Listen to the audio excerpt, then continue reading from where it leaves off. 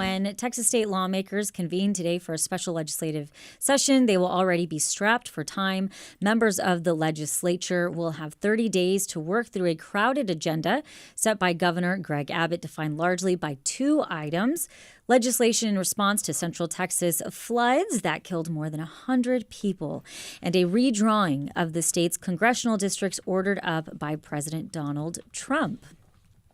Joining us now is University of Houston professor and party politics co-host Brandon Rottinghaus to break down the session. And if you have any questions for Brandon, you can join the conversation at 713-440-8870. So, a lot going on, Brandon. There's a lot going on. I don't think it's a coincidence that the legislature starts a special session on National Get Out of the Doghouse Day, as Ernie said. I think a lot of lawmakers are thinking, how can we stay out of the doghouse and get all this done in 30 days? It's going to be a real push. So what do you think is their biggest challenge? The redistricting? The biggest challenge really is the clock. It's the calendar. And this is often the case in the legislature where there's simply just not enough time to accommodate all of the things that they want to do. Now, in this case, the governor's had a list that's pretty modest in terms of the total number, but for 30 days with divides between the House and the Senate, with partisan conflict like redistricting, Frank, you mentioned, it's just going to be really tough. I think the hardest thing is redistricting. It's always the biggest political challenge. It's the thing that spurred a kind of real fights beginning in the early 2000s between Republicans and Democrats. So it's going to be the biggest challenge that they face politically, but there are some other really lingering difficult policy issues to tackle as well. We want to get to those. Give me a little refresher course on this. So something comes back to the House or the Senate and has to go through the same rigmarole, go through the Senate, go to committee, go to the House, how does it work? Yeah, it's a great question. The process is largely the same. It's just sped up a little bit. One difference is that the only thing that legislators can consider is something that's on the governor's call. So it has to be on the governor's list in order for it to be considered. If they pass something that's not in that list, then the governor can veto it, or it could be the case that one of the committees decides to kick it back. So they've got 30 days to essentially run the same kind of legislative operation they normally do. And the divide you mentioned is really important. I mean, you've got real differences here between the House and the Senate ideologically and in terms of preferences for regulation on things like THC and the STAAR test, and differences in terms of property taxes. So there are going to be some serious divides between chambers. Now, Brandon, you mentioned the STAAR test, and just really quickly, please break it down for us. So we're looking at potentially eliminating the STAAR test. What does that mean, and what do you think will most likely happen?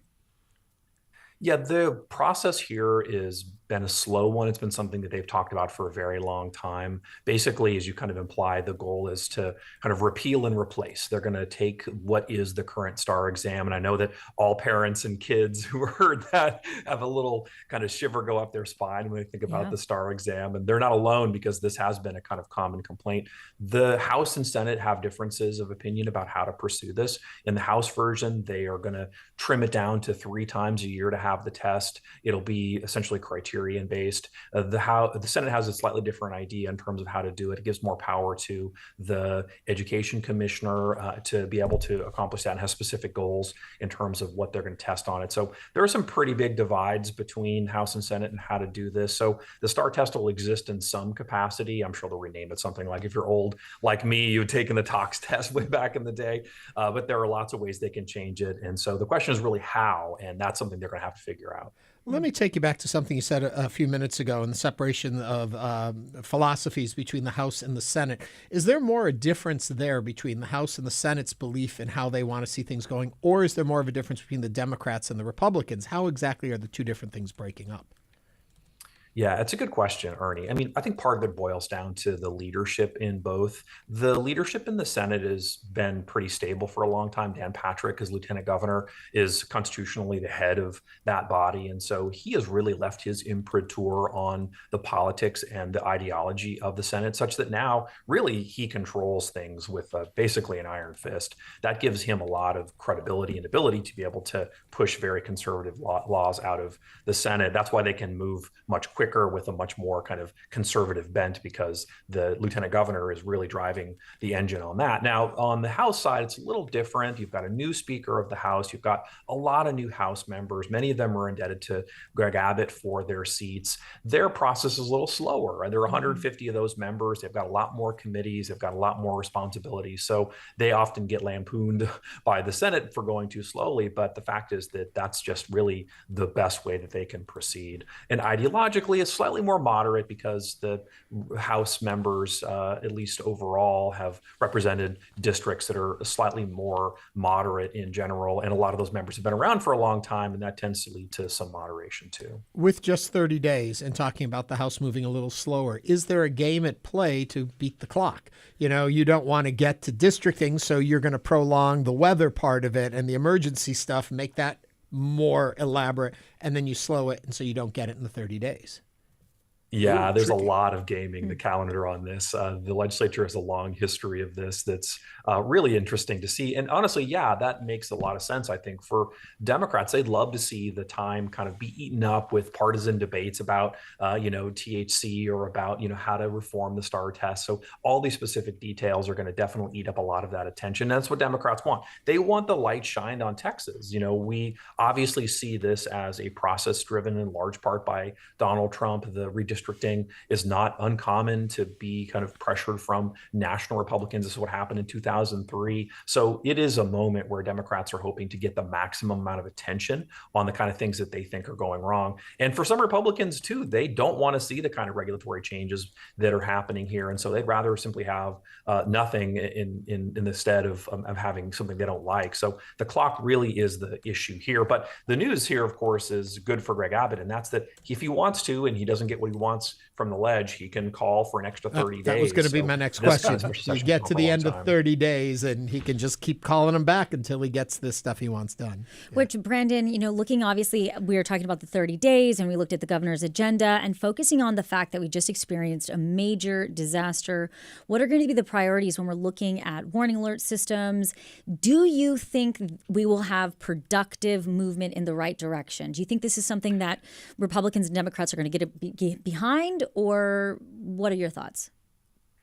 I think this is probably a pretty bipartisan effort. I think everyone seeing the tragedy and the kind of drama unfold in Central Texas sees the need to make some big changes here. Some of them are regulatory changes, which might take a bit of time to get Republicans to back. That's part of the reason some of these bills didn't pass. But the rest can be solved with money. The state controller today just released an estimate that suggested the state's got about $3 billion extra dollars to play with. So the money is not the problem. They'll be able to spend that on things like warning systems, like you say, and the technology to help make it work. So I do think there's a process here where that's really the easiest part and the part that everybody agrees needs to be done. Mm-hmm. I'm curious, and when you look at the whole landscape of this and you talk about things that we can come together on, especially after the disaster and the emergency that just happened, could those kumbaya moments of coming together help build a better relationship between the two parties in the state houses and actually make it a little bit more productive? Or they're here together on this issue and then they're back at it? Yeah, that's a really great question, and really does, I think, define our kind of current moment in politics. You'd love to see people get together and find common ground, and they often do. And we shouldn't leave people with the impression that lawmakers are always at each other's throats, because they're definitely not. There's a lot of moments where they have to work together on things that are simply just administrative or things that are procedural. But of course, when you've got redistricting on the menu, it's going to make everything tainted. So it's going to be really hard for the members to come together, even those that typically work together on this, because it is one of those moments where Republicans see this as something that they have to do. It's driven by Greg Abbott, driven by Donald Trump. Democrats see this as part of a national fight that they would very much like to win. So it's just a real challenge for them to be able to find common ground on such a hot button political issue. Well, and I think this redistricting is going to tear up not just them, but a lot of the state. We did get a text to that saying that Texas has 13 blue districts compared to 25 red districts, which is about a third of districts. 42% of Texans voted for Kamala Harris in 2024. Trump's goal is to gain 5 red seats, resulting in only 8 blue seats. This redistricting effort is unnecessary and a slap in the face of democracy for the whole country. It's legal, John Roberts has said it's legal. And I've even read articles that said the plan for redistricting is probably right there in a desk drawer, and it'll take a matter of seconds to do it. Yeah, that's, I think, a fair assessment. Definitely, it's the case that the Republicans are worried about what might happen in the midterm. They're looking to squeeze extra seats out of Texas. And here's the problem. When you start to go down this road, when you have redistricting happen every time you need more seats, all it does is create this kind of counter movement from the other side. So places like California are recommending that their state go through redistricting and add extra seats for Democrats to balance it out. This is an endless war that ends up hurting people. It's really then politicians picking their voters instead of having the voters pick their politicians. So the long-term implications are dramatic and I think very much problematic. And so we'll see how it plays out. And obviously it's the case that this is going to be something that we see formulate the next couple of weeks here as things settle in. Well, and I don't want to start any rumors, but I'm sure you've heard the rumor that Trump said to Abbott, if you want FEMA money, we need some seats. True, false, complete, utterly ridiculous? What do you think? I've not heard that specifically, but it wouldn't surprise me just because, redistricting is hardball, and really it's about protecting every single seat. If you look at what's happening in DC, the number of wins that the Trump administration has gotten off of a handful of votes is outstanding. And that's something that they really don't want to have to continue past the midterms. They'd love to have a bit more of a cushion. So that's really driving much of this. So it wouldn't be surprising to see the president playing hardball and Texas to some degree playing along with it, because Donald Trump is still pretty popular here. He's still very popular among the Republican base. And most of the time, it's the case that Republicans would do more or less what he wanted.